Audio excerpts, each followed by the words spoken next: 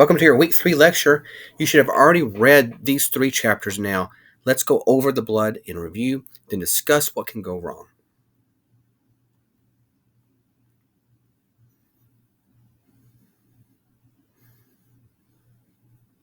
As you recall from AP2, the blood consists of white blood cells, red blood cells, platelets, various proteins, and the plasma. Blood is a connective tissue, and like all connective tissue, it has a matrix, and the plasma is its matrix. We will start with the white blood cells. White blood cells are made in the bone marrow, both red and yellow, from progenitor cells. The pluripotent stem cells in the bone marrow will differentiate into myeloid stem cells and lymphatic stem cells. The lymphatic stem cells further differentiate into lymphoblasts, which can become T or B lymphocytes, depending on where they go from there.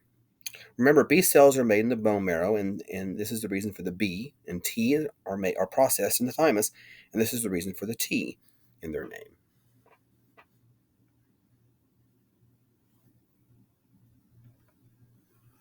Now, looking at this slide in the diagram, we see myeloid stem cells become 4 types of cells. Erythroblasts, which become reticulocytes, and then erythrocytes. Megakaryoblast, which become megakaryocytes, then thrombocytes or platelets. Myeloblasts, which differentiate into basophils, eosinophils, and neutrophils. And finally, monoblasts, which become monocytes.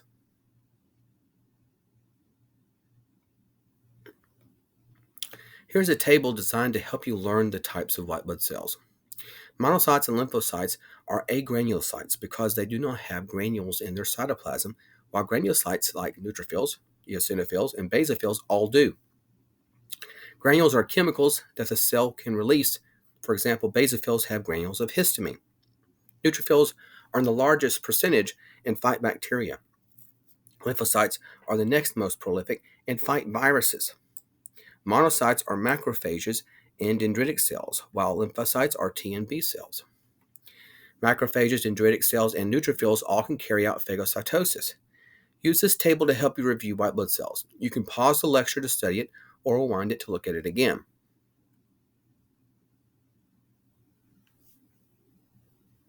Here are some terms involving the alterations in white blood cells, numbers.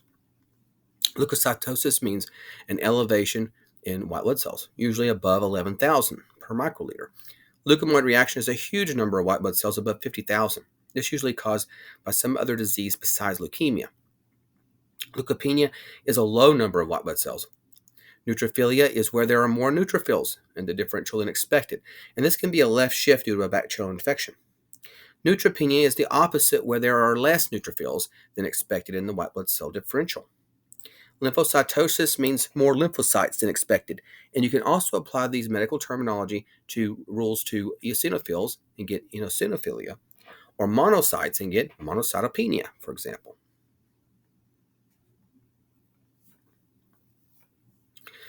Myelodysplastic Syndrome, or MDS, causes decreased activity of the bone marrow and low counts of one or all blood products. They can develop a pancytopenia and require frequent transfusions.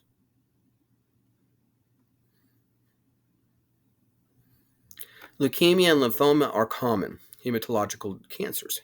They can come from certain mutations in the DNA or from viral exposures. Even Helicobacter pylori may play a role in lymphoma.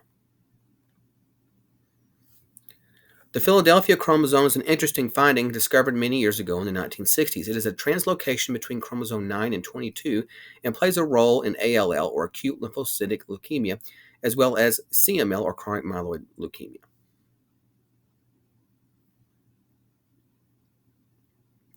Both leukemias and lymphomas can look similar from a symptom perspective or symptomatology perspective, but have different cell types involved and differing etiologies. Look at the symptoms for each listed here and compare the two. Both have night sweats, weight loss, and fever. Both have bone pain, weakness, fatigue, and even lymph node swelling. There are other similarities as well. There are 4 types of leukemias you need to know. They are named based on how fast the disease progresses, acute or chronic. And what is the CBC finding, like lymphocytes, myeloblasts, or myeloid cells?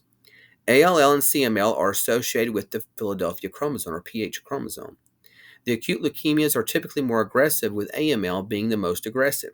The chronic leukemias are less aggressive, with CLL being the least aggressive. CLL is also the most common type of leukemia.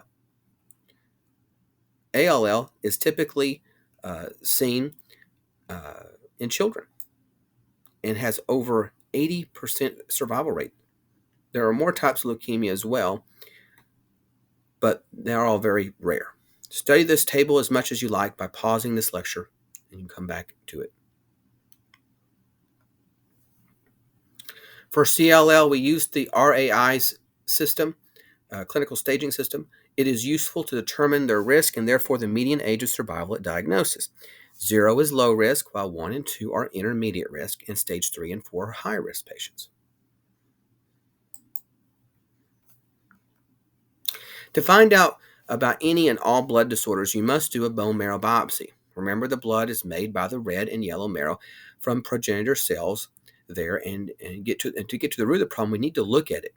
The bone marrow is usually done, biopsy is usually done at the hip posteriorly with the patient lying prone. The bone marrow is accessed easiest this way.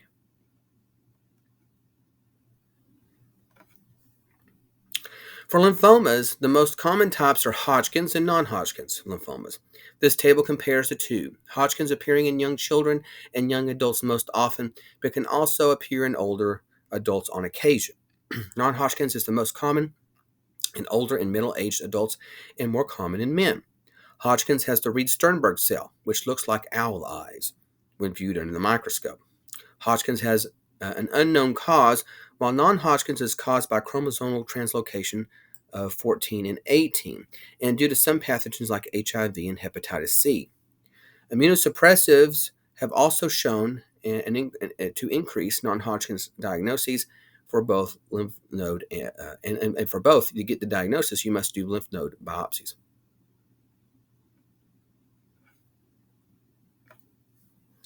These are the risk factors to lymphomas. The more of these you have, the higher risk you have for developing lymphoma.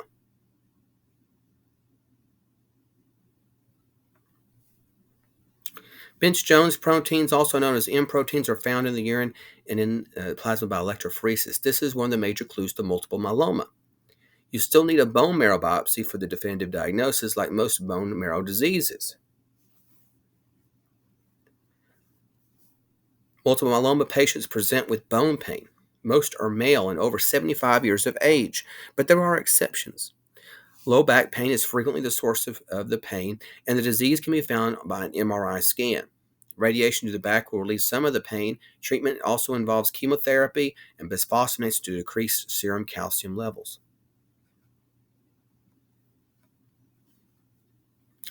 Now we move on to red blood cell disorders, also known as erythrocytes. We also return to this diagram, showing you where the various cells of the blood originate. Erythrocytes, or red blood cells, come from the myeloid cell line, which differentiate into erythroblasts, then reticulocytes, and then erythroblasts. Reticulocytes are significant as we measure these to see how well we are making red blood cells. If the reticulocyte count is up, then the bone marrow is making blood faster than normal, and this may be due to an acute bleed.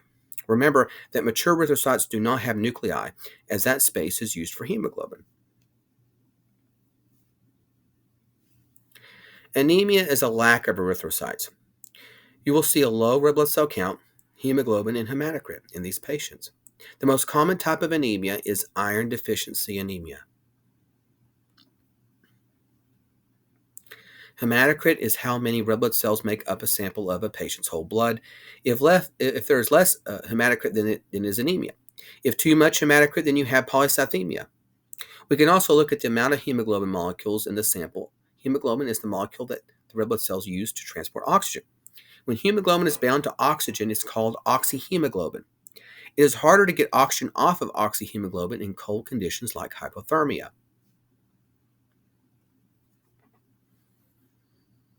Erythrocytes come from the myeloid stem cell line.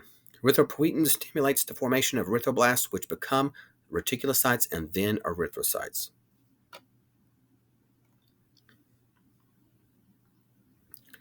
Erythropoietin comes from the kidneys and is stimulated by hypoxia in the kidneys. If the kidneys suffer lower than normal oxygen levels, then the erythropoietin is released. Diseased kidneys do not release erythropoietin effectively, and so patients with chronic kidney disease must get EPO, or erythropoietin injections, for normal blood levels.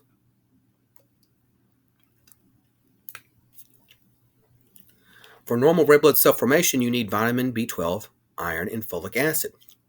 As blood is broken down, it is made into biliverdin, then bilirubin.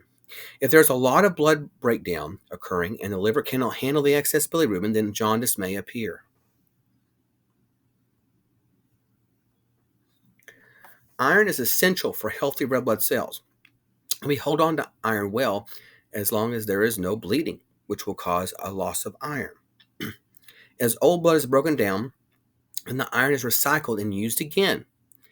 When you receive a blood transfusion, the blood cells are usually very old, and in some instances, it may be more of an iron infusion at that point. We measure iron with serum iron levels, ferritin levels, and total iron binding capacity.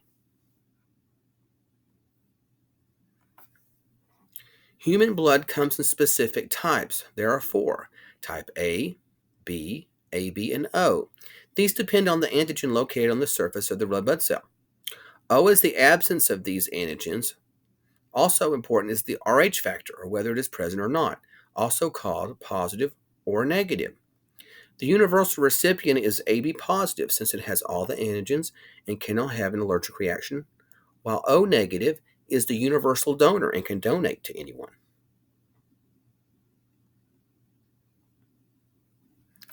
We use a CBC, or a complete blood count, to assess the content of blood. Using hemoglobin, hematocrit, and red blood cell count, we can assess how many red blood cells we have. CBC also measures the white blood cells and platelets. MCV will help us assess the size of red blood cells. Bigger red blood cells are called macrocytic and small are microcytic. This is very important when a patient has anemia and we are trying to figure out the cause. MCH can help us predict the color of the red blood cells, whether they are too light and hypochromic or not. We can also assess size and color using a peripheral smear. Since reticulocytes are quote-unquote baby red blood cells, when we are faced with anemia, we can see the reticulocyte count, and if elevated, then the bone marrow is working to replace the missing red cells. In this case, to the right, there are spherocytes in this peripheral blood smear, along with anemia, and increased reticulocyte count indicating a hemolytic anemia is present.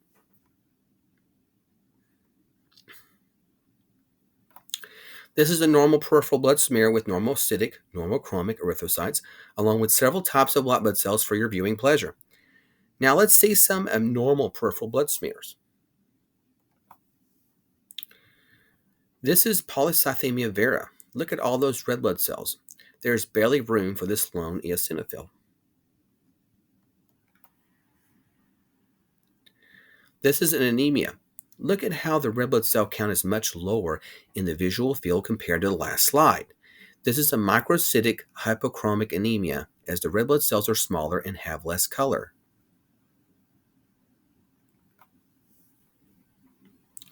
Anemia can have several causes. Iron deficiency anemia is the most common anemia, and the one you'll run into the most often in your healthcare careers. Deficiencies in B12 are also common.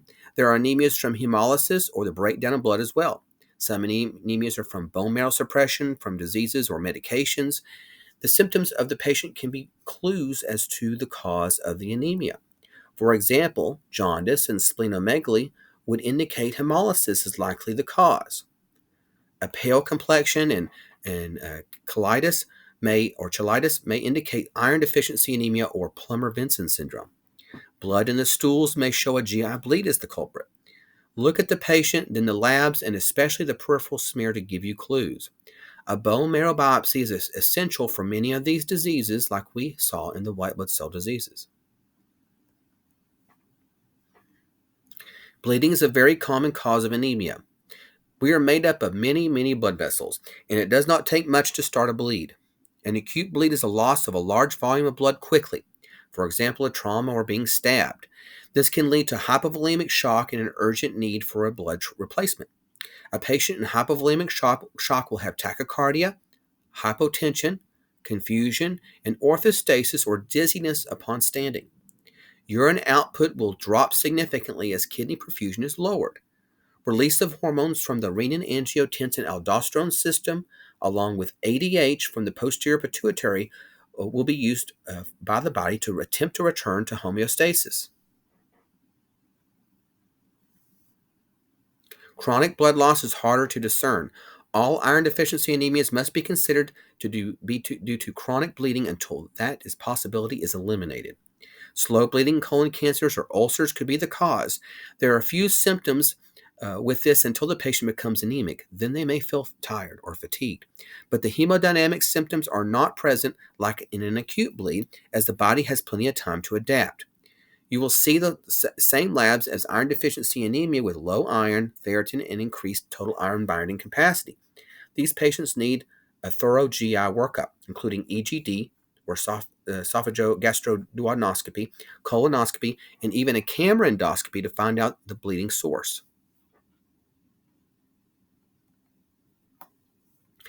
If you have an anemia on CBC, you can then look at your MCV, or mean corpuscular volume, and if the cells are microcytic, normocytic, or macrocytic, then you can begin to narrow down the cause of your anemia. If microcytic, always think of iron deficiency anemia, as it is very common. And remember, iron deficiency anemia is blood loss until otherwise proven. Thalassemia would also be on the list, as well as anemia of chronic disease. If macrocytic, then megaloblastic anemia and B12 deficiency would be on your list, along with alcoholic liver disease. If the cell size is normocytic, then check your reticulocyte count. If low, then it may be due to bone marrow failure, or aplastic anemia, or due to renal failure, cancer, or just anemia of chronic disease. If the retic count is high, then sickle cell anemia, autoimmune hemolytic anemia, or G6PD deficiency.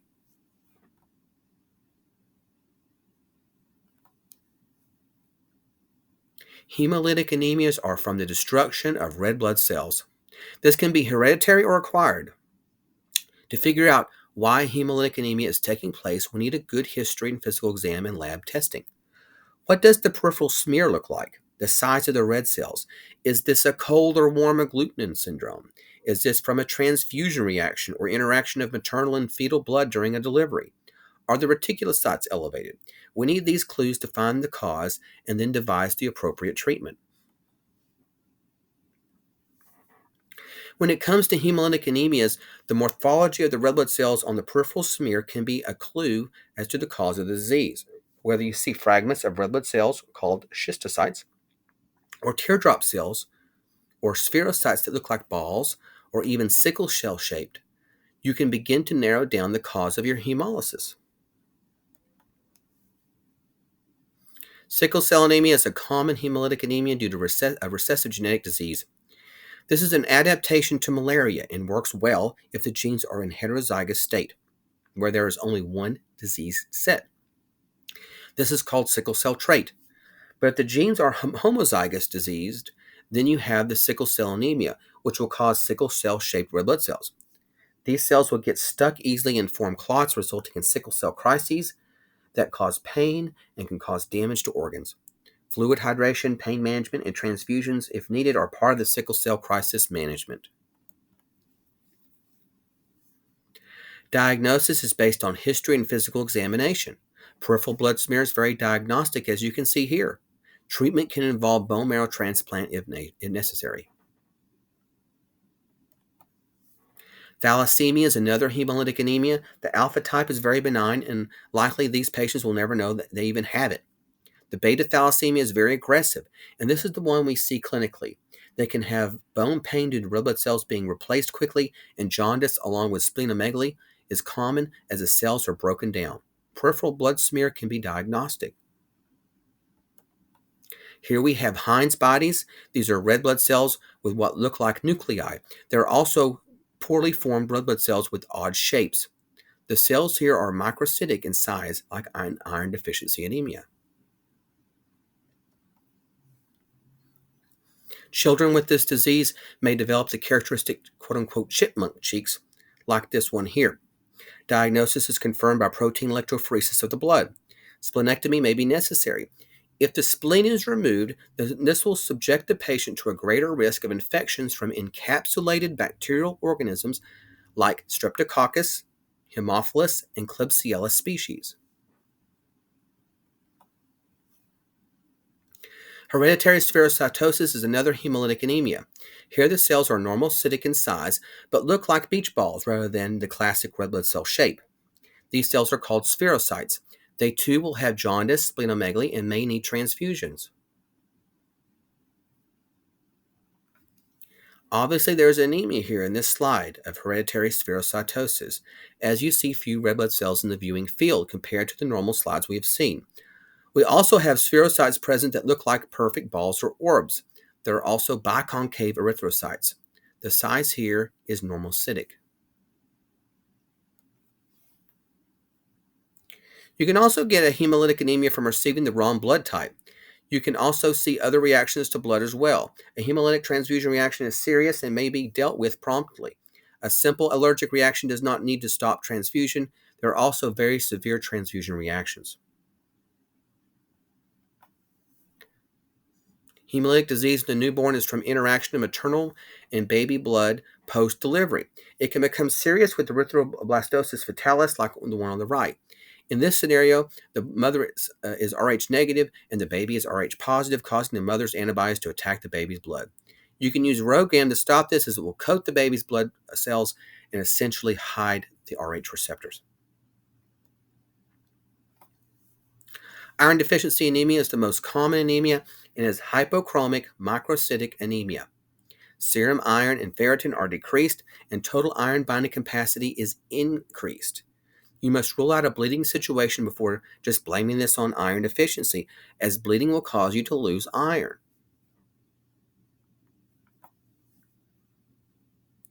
This again is a microcytic hypochromic anemia, as the red blood cells are smaller and have less color. The opposite anemia is the megaloblastic or macrocytic anemias. Here we have pernicious anemia or anemia of B12 deficiency. Compare the size of the red blood cells on the left versus the right. The ones on the left are larger.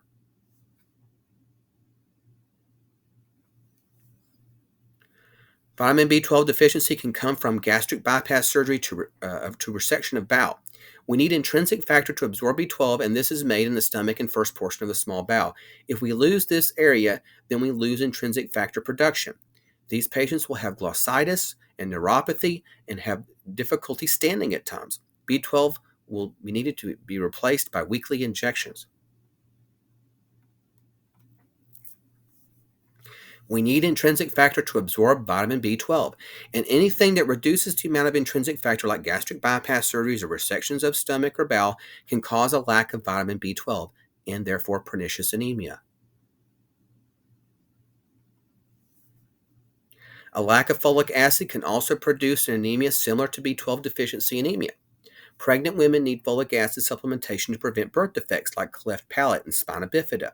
This is why they must take prenatal vitamins which contain folic acid. Aplastic anemia comes from a lack of bone marrow function. This can be due to bone marrow failure, a medication suppressing the bone marrow, or from anemia of chronic disease like we see in patients with chronic renal failure, and a lack of sufficient erythropoietin production. Some infections, radiations, chemicals like benzene, or autoimmune diseases may lead to aplastic anemia. Bone marrow transplant may be necessary if the bone marrow has failed. I showed you a slide of polycythemia earlier. This is way too many red blood cells, or erythrocytes. There are two main causes, primary and secondary. We see secondary much more often, as it's a symptom of diseases or conditions that result in poor oxygenation and stimulate overproduction of erythropoietin, or EPO. Primary is rare and more due to a genetic condition, and EPO is low in a negative feedback attempt to return to homeostasis. Lastly, we'll look at platelets and what controls clotting and how this too can go wrong. Blood is a connective tissue, and like all connective tissue, it has a matrix, and this is the plasma. The plasma makes up most of the blood and consists of mostly water, but it also has proteins and some chemicals as well. Now we're going to look at platelets and all the proteins.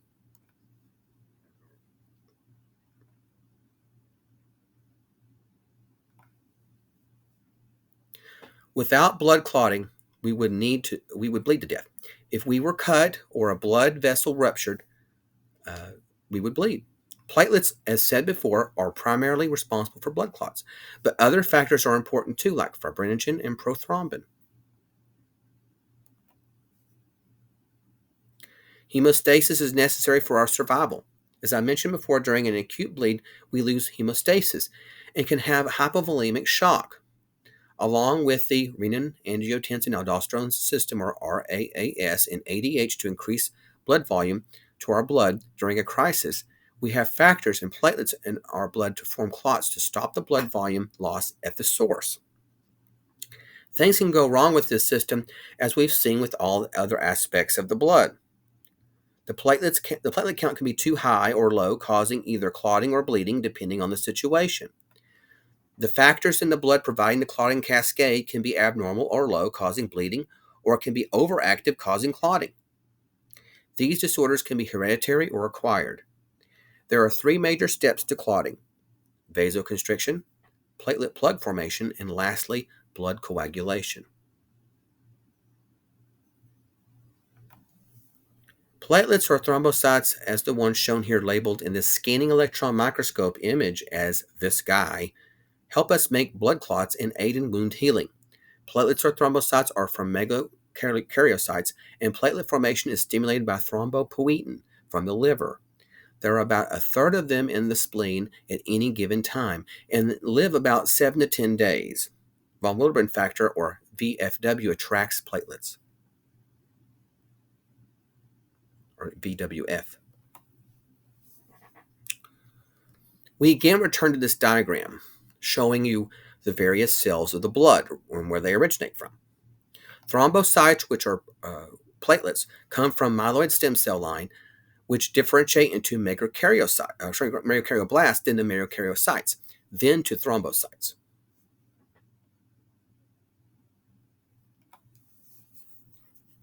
Okay, here it is. This is the coagulation cascade, or the clotting cascade, as it's called. It looks overwhelming, doesn't it? What you need to know is what initiates the extrinsic pathway, what initiates the intrinsic pathway, what labs do we measure to see the function of the extrinsic and intrinsic pathway, know the steps of the common pathway, and that it comes from both the extrinsic and intrinsic pathways. The extrinsic pathway is initiated by external injury. They both have an EX in the name and the cause, so that's pretty easy to remember. The intrinsic pathway is started by exposure of endothelial collagen, or hemostasis, like an atrial fibrillation. Most of these are internal causes. We measure the activity of the extrinsic pathway with PT, or prothrombin time test, along with INR, or International Normalized Ratio. The intrinsic pathway is measured for function via the PTT, or partial thromboplastin time.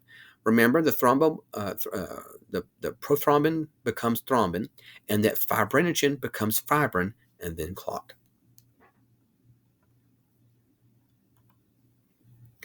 We can make you clot easier and become hypercoagulable.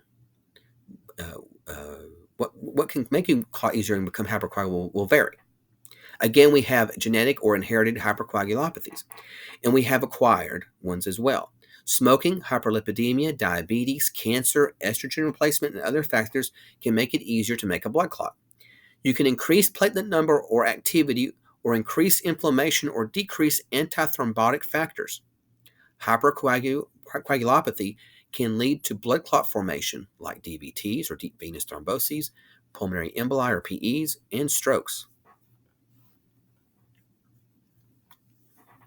Some examples of clot formation are an atrial fibrillation, where the atria do not beat normally and are like bags of worms, with blood being stagnant and viscous, causing blood clots to form. And then the heart does beat effectively eventually, or if one more clot works its way to the ventricles, then these clots can make their way to the brain and cause a stroke. Another example is the venous stasis of the legs, where someone is immobile for long periods of time, for example, like sitting on a long plane flight. This can cause blood clot to form in the leg veins, resulting in a DVT or deep venous thrombosis. This clot can then travel up and make its way to the pulmonary circulation, causing a pulmonary embolus or PE, or pulmonary and cause sudden death because it cuts off the oxygenation of the lungs to the body. There are inherited coagulopathies as well as acquired. This is a table of the most common ones. If a patient has multiple incidences of clot formation without a good explanation, then we'll work up the inherited disorders from this list with various lab studies. The right side has good explanations for coagulopathies. For example, having cancer or recent surgery can increase your risk for forming a blood clot. TPA, or tissue plasminogen activator, can be used IV to dissolve blood clots. If you're having a thrombotic stroke and know the time of onset and no evidence of hemorrhagic conversion, then by using TPA IV, you can save the brain from the permanent infarction and reperfuse it while it is still in the ischemic stage. Same for myocardial infarction or a pulmonary embolism. There are contraindications to TPA, however, as it can increase bleeding risks. TPA can be adverse for the patient if you are dealing with a hemorrhagic stroke, for example, or do not know the onset of the stroke. Also, if they had recent head trauma, as this can increase bleeding risk in the brain. Recent GI bleeding is also an exclusion, as this will only make the patient worse. We can prevent further blood clot formation with medications like heparin and warfarin. Heparin is subcutaneous or IV and can be used quickly and stopped quickly, and therefore it is useful in the hospital at preventing blood clots. Warfarin is used at outpatient prevention of blood clots, but is difficult to manage sometimes as people vary in their diets and it interacts with many other medications. Unfractionated heparin is the oldest heparin. We have newer low molecular weight heparins that are either biological or synthetic that can thin the blood quicker and be used at home. The use of synthetics helps to decrease the incidence of HIT or heparin-induced thrombocytopenia, which is an allergic reaction to heparin products that are biological.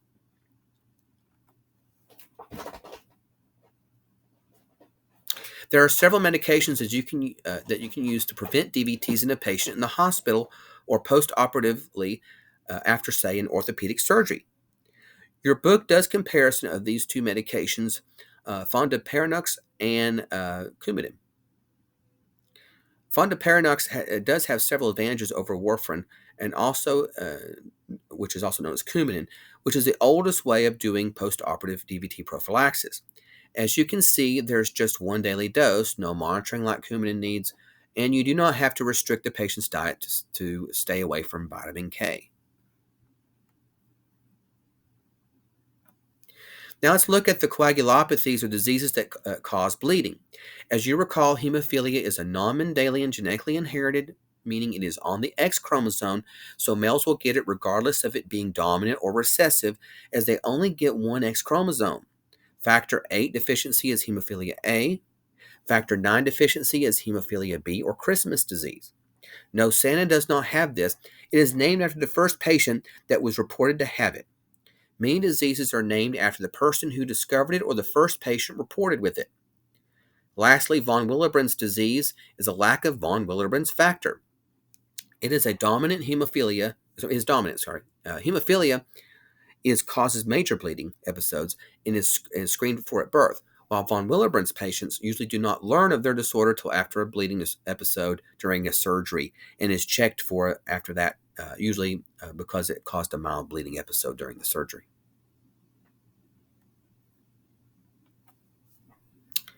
Another cause of coagulopathy is thrombocytopenia, or low platelet count. We can best learn the disorders of thrombocytopenia by comparing them in a table.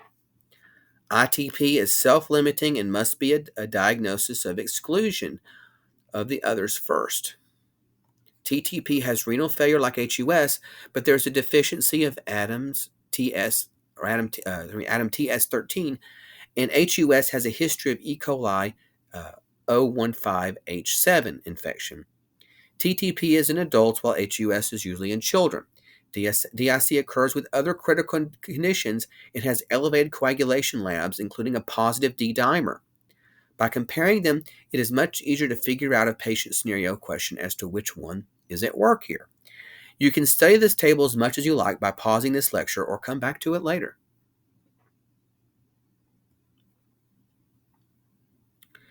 Platelets can also become less active or more active based on inherited disorders or acquired states. Some drugs, like aspirin or NSAIDs, can inhibit platelet activity. We use this effect of aspirin for treating myocardial infarctions, as giving aspirin at the onset of an MI can save heart muscle and therefore the patient's life. Renal failure patients will have platelet lysis or breakdown. Let's review for the exam this week. Which of the following statements are true regarding the coagulation pathway? What do you think the answer to this question is? The answer was D, highlighted in red here. If you missed it, then try again. Remember, you can answer these questions over and over until you get them right, and go back to the review, the lecture, and find the answer. Here's the next one. A female patient in the ICU with sepsis due to pneumonia begins to have bleeding from all IV and central line sites and easily bruising of the skin. The morning labs reveal the patient has platelets are severely low. PT, PTT, D-dimer, and INR are elevated significantly. A blood smear shows hemolysis of red blood cells. The patient had normal labs just yesterday. What is the diagnosis? What do you think the answer is?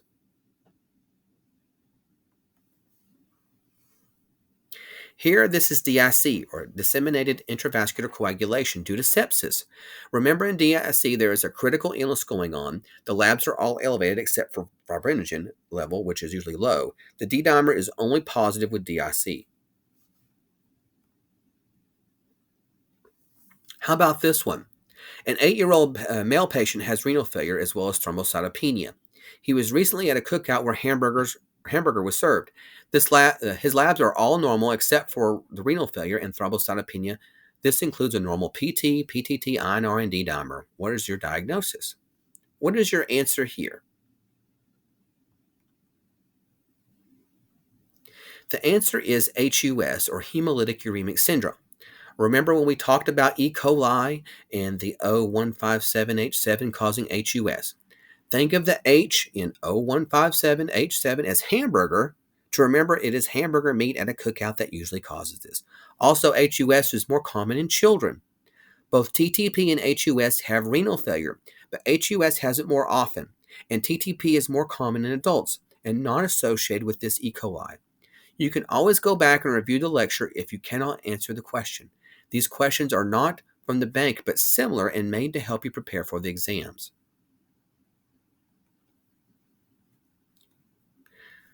Which of the following cells do not come from myeloid stem cells? What is your answer here? There's a reason I showed you that diagram of the formation of blood cells from bone marrow progenitor cells, is because you need to know it for the exam. B lymphocytes arise from lymphoid stem cells, not myeloid. Now let's look at this question. An 85-year-old female was diagnosed with the most common leukemia in adults about 15 years ago and did not have many symptoms. Treatment was not necessary, although she had a few doses of steroids. She did have some splenomegaly and complained of fatigue toward the end of life. Her peripheral smear showed the appearance of smudge cells, and the CBC had peaked at 22,000 leukocytes at most. Her cause of death was due to an MI or myocardial infarction. What was the likely leukemia? What is your answer for this one? CLL is the answer. Is the most common leukemia. Occurs in mostly adults. Is very slow to progress, and people can have it for years. In fact, many may die from something else first before this disease reaches its final stages. It has smudge cells seen on peripheral smear. Okay, now this question. A 12-year-old patient presents with fever, night sweats, and 2 lumps under his right axilla. Biopsy of these enlarged lymph node reveal Reed-Sternberg cells. What is the diagnosis? What is your answer? It is Hodgkin's lymphoma, as it has Reed-Sternberg cells. It is usually in younger people as well. The presentation was similar to any of the diseases listed here, but the age of the patient along with the Reed-Sternberg cells made the diagnosis very clear. Okay, last one. A patient presents with normocytic, normochromic anemia with the presence of spherocytes and biconcave erythrocytes. The reticulocyte count is very high in this patient, and they have hepatosplenomegaly and jaundice. Splenectomy was performed, and this did help some of the anemia problem. What is the diagnosis? What is your answer? Hereditary spherocytosis was the answer. It is a normocytic with spherocytes and biconcave erythrocytes on peripheral blood smear. It is a hemolytic anemia with these findings, along with the jaundice and splenomegaly. The increased reticulocyte count places it with a specific set of hemolytic anemias like sickle cell anemia. The only other hemolytic anemia on this answer list is thalassemia, and is the benign one called alpha thalassemia that typically has few to no symptoms. This is the end of your week 3 lecture. Good luck on the exam this week.